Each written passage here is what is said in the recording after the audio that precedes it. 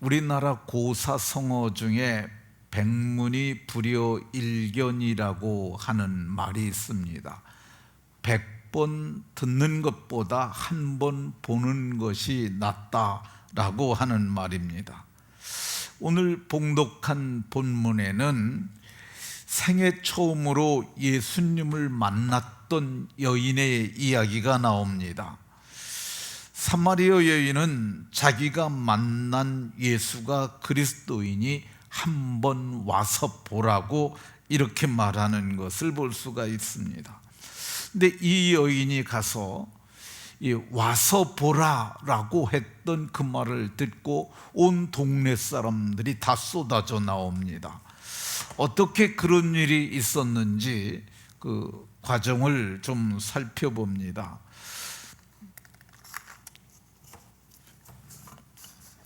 아이고 미안합니다. 이게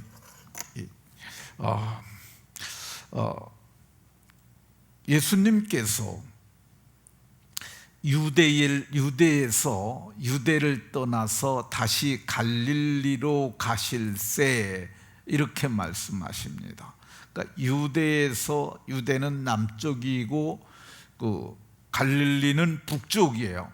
근데 거길 가려면 사마리아를 통과하여야 하겠는지라 지도를 보시면은 지도가 미안합니다. 내가 원본을 보냈어야 되는데 복사본을 보냈더니 지도가 안 갔네요.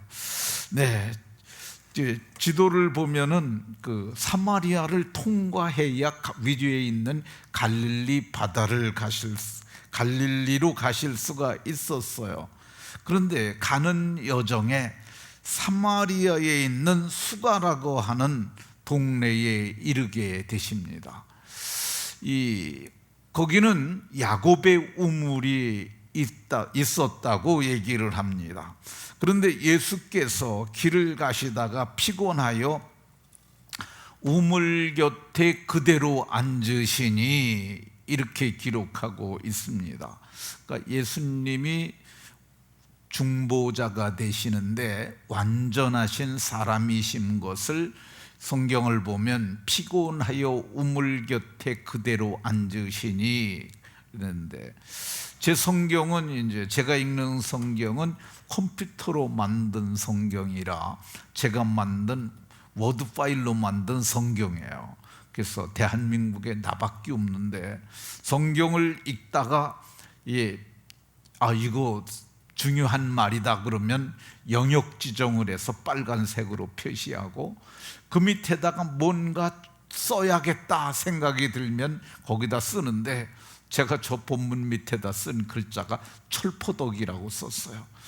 예수님께서 피곤하셔서 우물가에 그대로 앉으시는데 그냥 이렇게 앉으신 것이 아니라 피곤하셔서 철포덕하고 그렇게 앉으셨다고 제가 기록을 했습니다.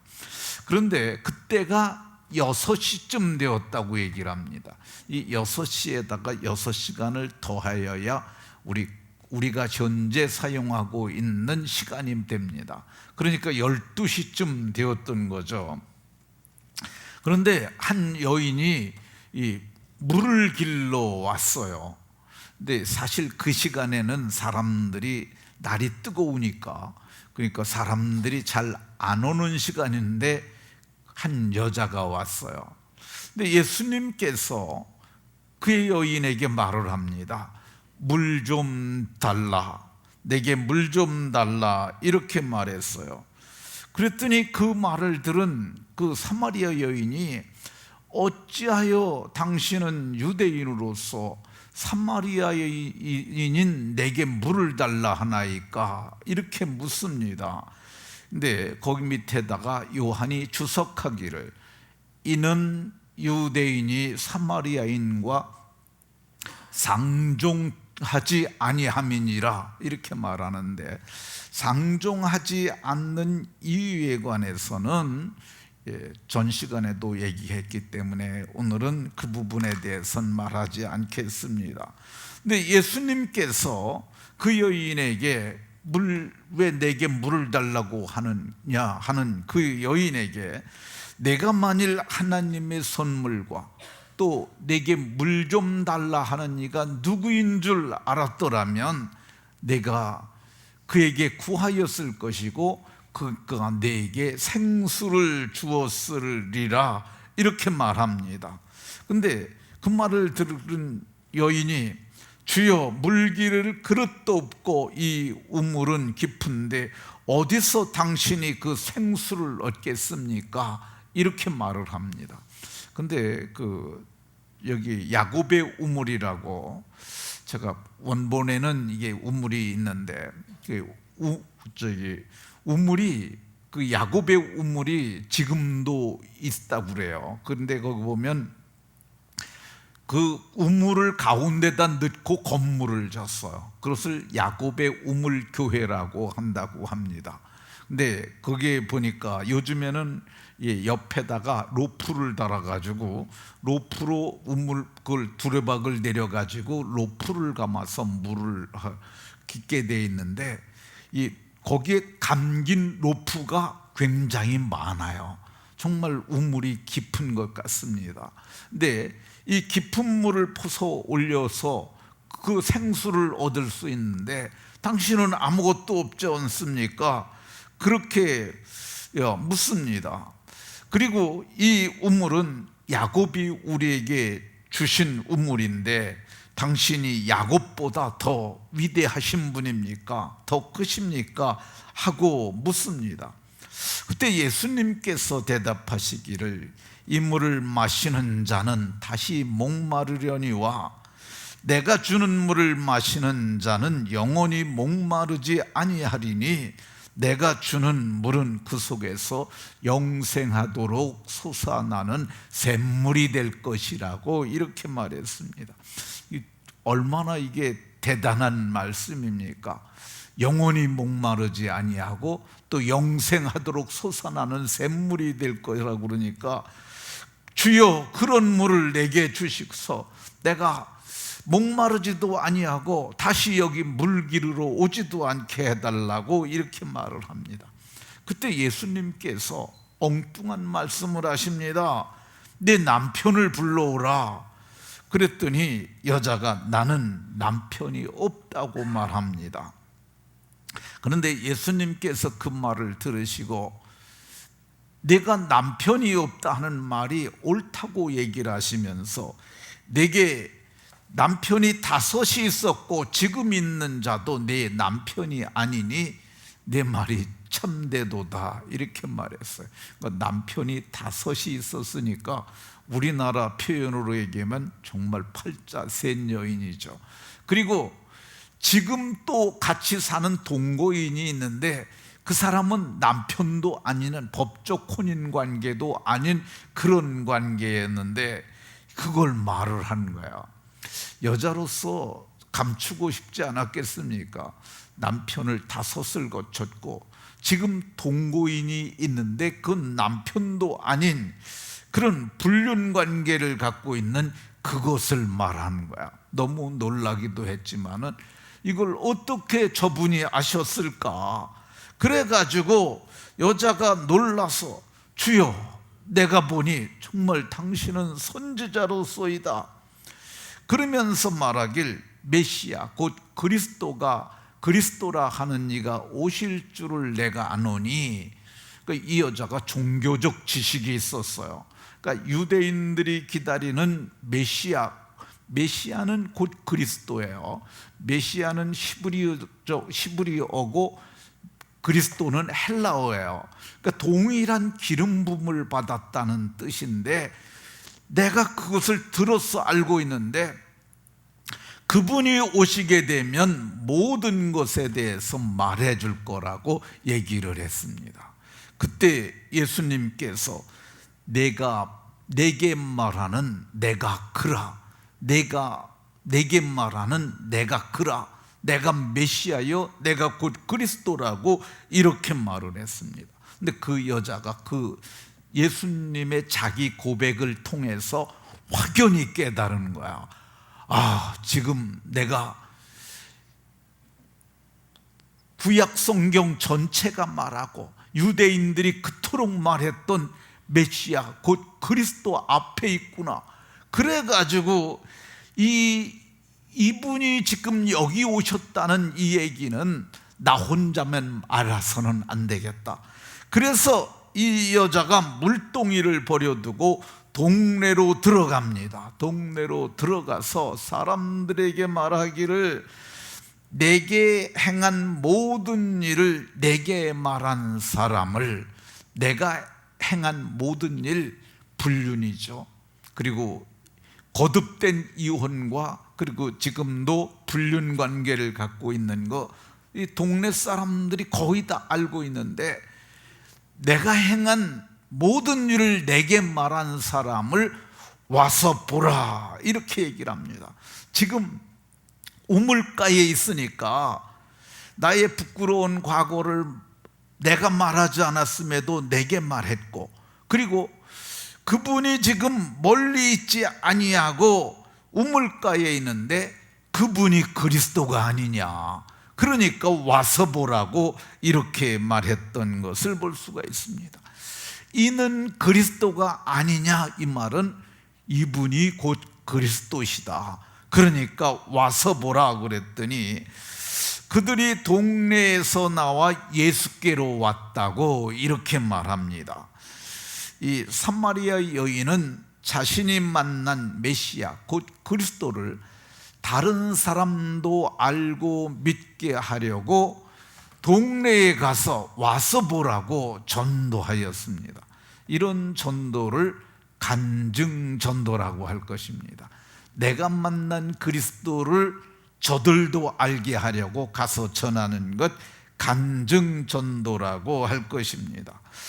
이 메시아를 만난 이 여인의 와서 보라고 하는 간증 전도를 통해서 그 동네 중에 많은 사마리아인들이 예수를 믿게 되었다고 이렇게 얘기를 합니다.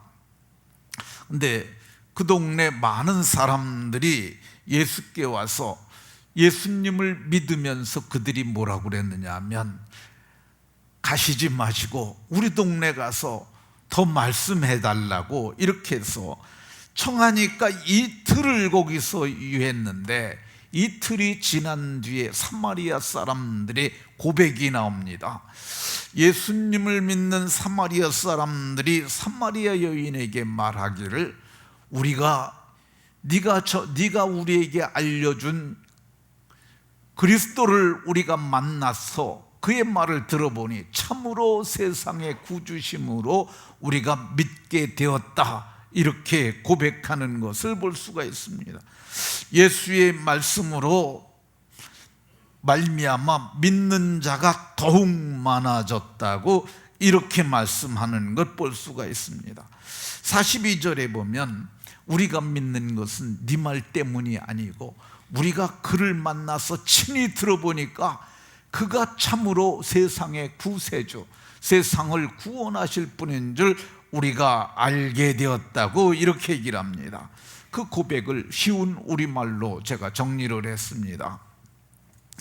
이들이 예수님을 만나고 예수님을 소개해 준 여인에게 고백하기를, 우리가 들어보니 이분의 말이 참됨으로 이분이 세상의 구주이심을 알므로 우리가 믿는다. 이게 사마리아 사람들의 신앙 고백이었던 것을 볼 수가 있습니다. 이 정도 되면 신앙이 스스로 서기 시작하는 거예요. 이 성경을 보면은 이것과 유사한 전도 방법으로 전도했던 간증 전도가 하나 더 나옵니다. 이 빌립이 전도한 건데요. 예수께서 갈릴리로 나가려 하시다가 빌립을 만나서 나를 따르라 해서 빌립이 예수님을 따르게 됩니다. 그런데 예수님을 만나 따르게 된 빌립이 나다나엘에게 예수님을 소개하러 갑니다. 모세가 율법에 기록했고, 모세가 뭐라고 기록했습니까? 너희 가운데, 내 형제 가운데 너희를 위하여 나 같은 선지자 하나를 일으키시리니, 그러니까 모세가 나 같은 선지자라고 그랬어요. 그게 메시아예요. 나 같은 선지자, 이스라엘 백성들을 애굽에서 이끌어냈던 선지자 하나를 일으킨다고 그랬는데, 내가 정말 그분이 맞는가 살펴봤더니 맞더라. 선지자가 기록한 그 일을 우리가 만났으니 선지서에 기록된 글을 내가 살펴보고 했는데 이분이 맞는데, 이분이 곧 요셉의 아들 나사렛 예수시라, 이렇게 말합니다. 근데 율법서 얘기를 하고 모세가 얘기하고 선지자가 얘기한 것까지는 좋게 들었는데, 요셉의 아들 나사렛 예수라, 이렇게 이 빌립이 자기의 간증을 자기가 전도합니다. 근데 그 말을 들은 나다나엘이 뭐라고 그러냐면은, 나사렛에서 무슨 선한 것이 날 수 있느냐, 이렇게 말합니다. 그때 내가 만난 예수, 내가 만난 그리스도, 내가 만난 메시아를 와서 보라, 이렇게 얘기를 합니다. 와서 보라. 이 와서 보라는 것, 이거 가장 쉬운 전도법입니다. 전도를 하기에 가장 좋은 방법은 자기가 만난 예수를 전하는 겁니다.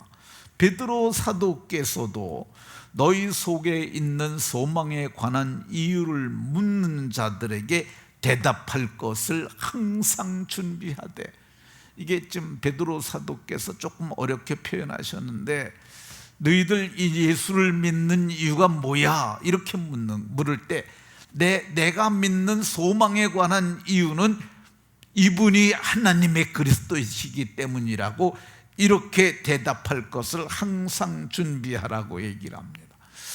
네, 요한복음 1장에도 보면 세례 요한이 예수님을 보고 하나님의 어린 양이라고 이렇게 얘기를 합니다. 예수님께 안드레가 쫓아왔는데, 근데 예수님께서도 와서 보라, 이런 말을 합니다. 와서 보라. 그러니까 예수님께서도 하셨던 이 여러 질문을 하는데 와서 보라, 이렇게 말했습니다. 우리도 이 방법 사용해도 괜찮습니다. 여러분들이 친구나 이웃에게 밥 한번 먹자, 이렇게 할 수 있습니다. 왜 밥 먹느냐? 밥 먹으면서 얘기, 왜 밥 사주고 그러냐? 그러면 교회 한번 와서 우리 목사님이 말하는 구원 얻는 복음 한번 들어봐라. 네 영생, 미래가 달라질 거다, 이렇게 말할 수 있으리라 생각합니다. 이번에 한 사람씩 데리고 와서 구원 얻는 복음 듣고 영생 얻게 하는 은혜가 있으시기를 예수 그리스도의 이름으로 축원합니다.